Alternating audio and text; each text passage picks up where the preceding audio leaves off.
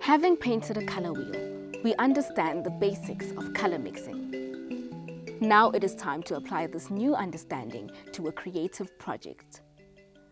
Let's start with a still life.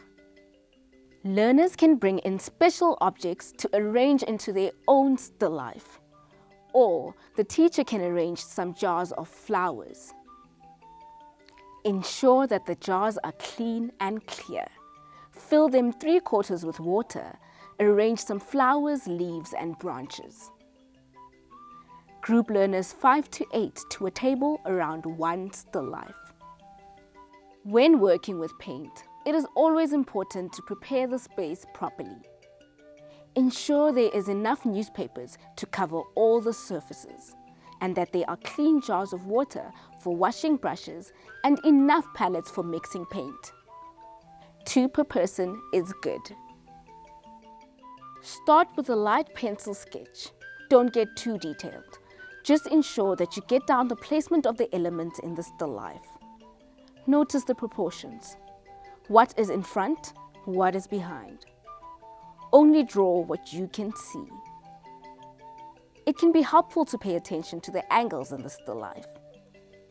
Holding up a pencil at the same angle as the element in the still life in front of you can help you focus your attention to specific angles and how the elements relate to one another.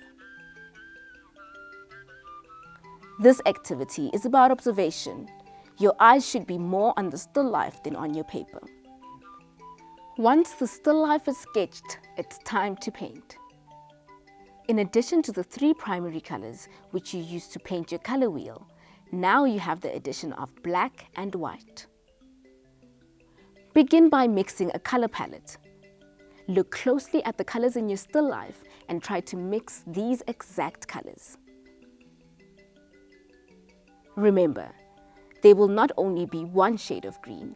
Even in one leaf, there may be a number of different shades depending on where the light and the shadow falls.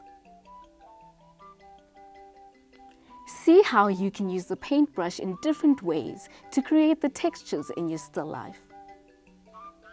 Using a range of different size brushes is a good idea. For tiny details, a small brush is good, but for large areas and color washes, a large brush may be appropriate. For the glass jar, it helps to begin with a light wash. Lot of water on the brush. Build up slowly with layers. Remember to keep looking at your still life and referring to what is actually in front of you and not what you think is there. Look at the spaces between the elements of the still life as much as the elements themselves. Pay particular attention to the shadows and highlights.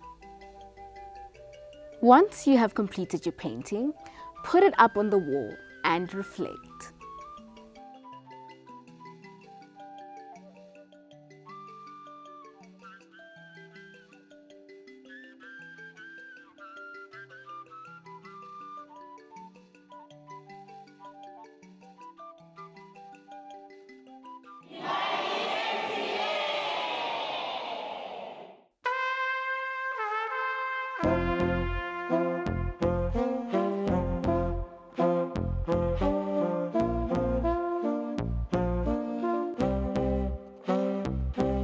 Show